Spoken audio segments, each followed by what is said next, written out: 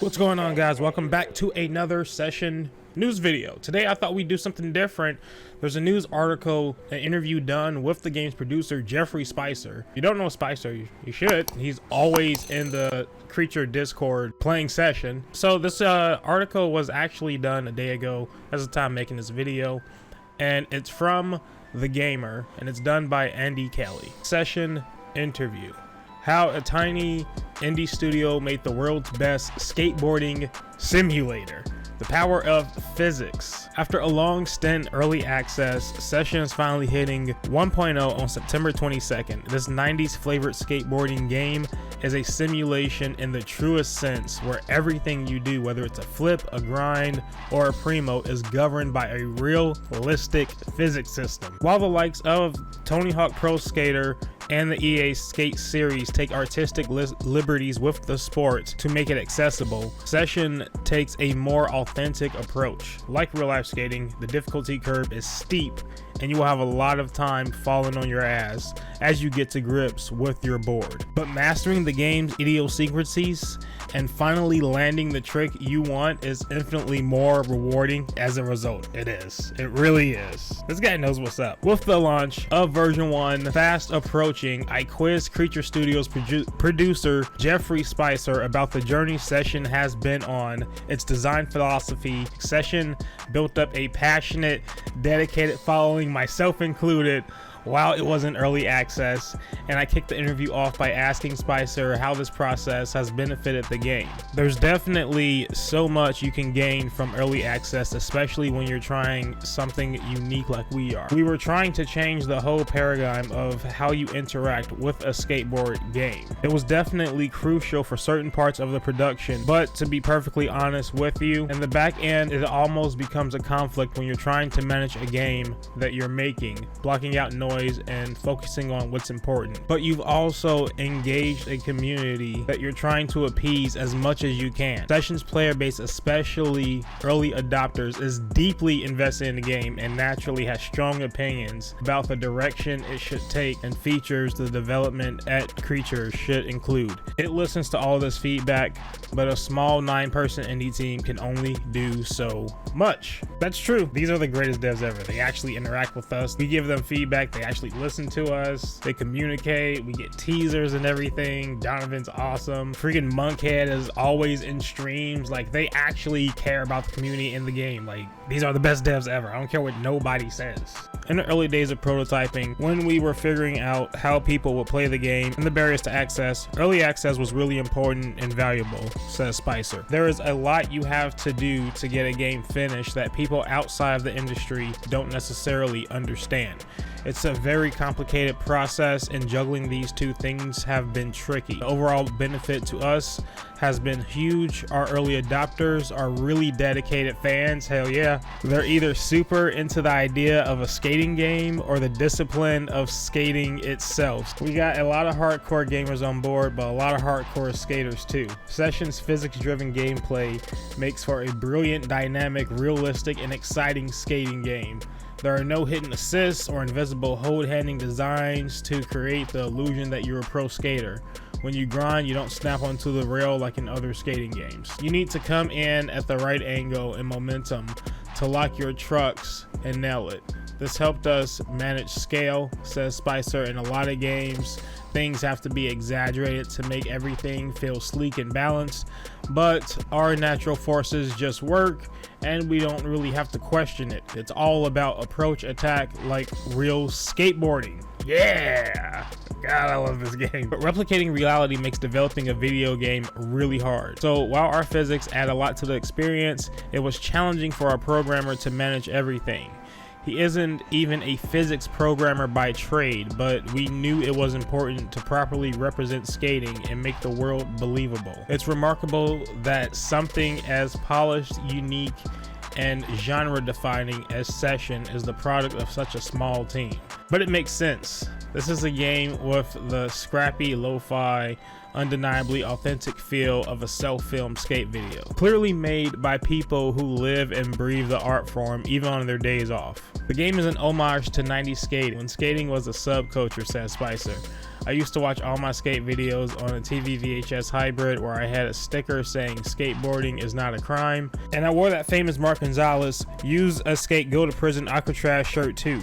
Nothing was designed for skateboarders in those days. It was more about how you as a skateboarder perceive the world around you. You look at a bench and it wouldn't just be somewhere you could sit. It's a place where you could do this or that trick. We wanted to replicate that in session. Let's not present a perfect flow for players, but let them find it for themselves. And I love that about this game. Just the natural environment and being able to find your own flow is what's really, really nice about session. Session's depth means you can spend an hour on one set of steps dreaming up different lines and combos. You'll probably land them 10% of the time, but when you do, it feels amazing. Yes, it does. What if you want more structure though? Some people like to just get in there and play freeform like a sandbox, says Spicer. I'm like that. I get obsessed with one ledge. Other players want a journey. We also have this hyper complex control system to teach with the triggers and the sticks. But while we don't have a story or voice acting, we can take these complicated skating mechanics and extrapolate that through a series of objectives. We have a roster of 16 pro skaters. You'll meet them, learn about their passion and interest in skating, then translate that into tricks we have in the game. We have full mission flow that takes you from a nobody to a pro skater, introduce you to every skater in the game, and teaches you which tricks go well with which parts of the environment. It's a teach a man to fish type deal. It's more freeform approach to learning a game, which you can choose to engage with or not, but it's worth doing because there's a lot to learn. For example, Beagle, the famous filmer, will teach you the finer details of the replay editor.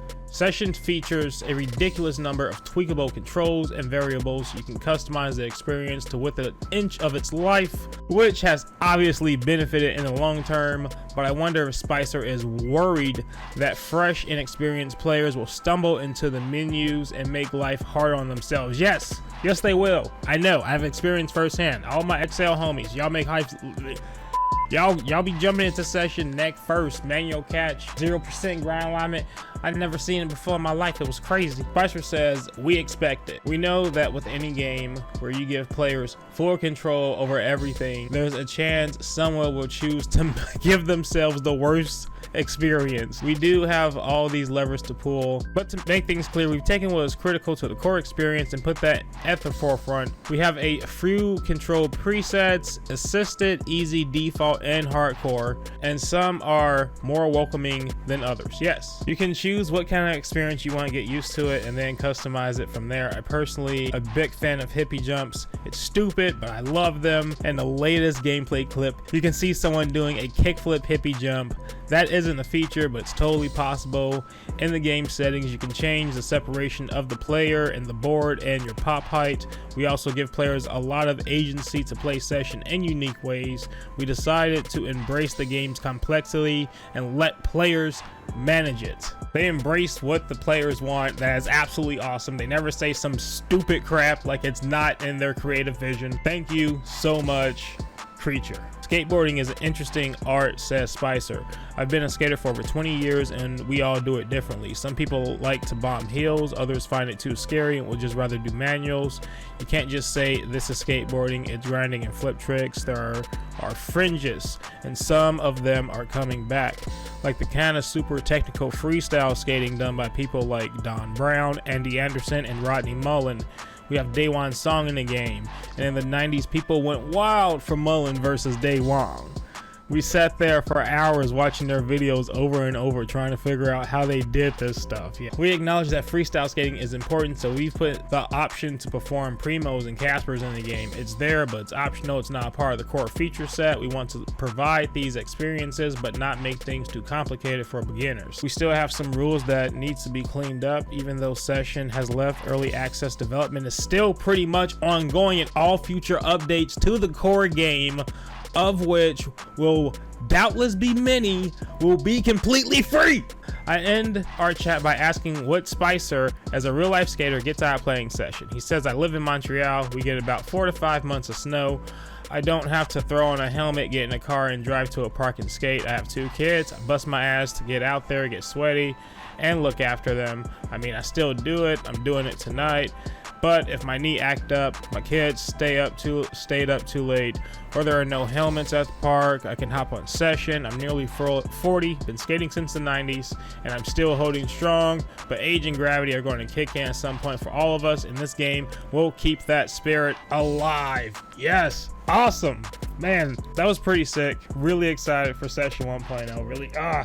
Really really hyped for the future of this game. We got a whole nother year of session 1.0 ahead of us, so I wonder what session is going to look like a year from September 22nd. That's going to be interesting to see, you know?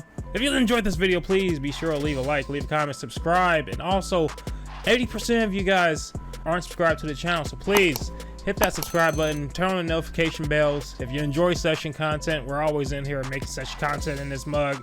I'll see you guys in the next video. Everyone have a great day. Peace.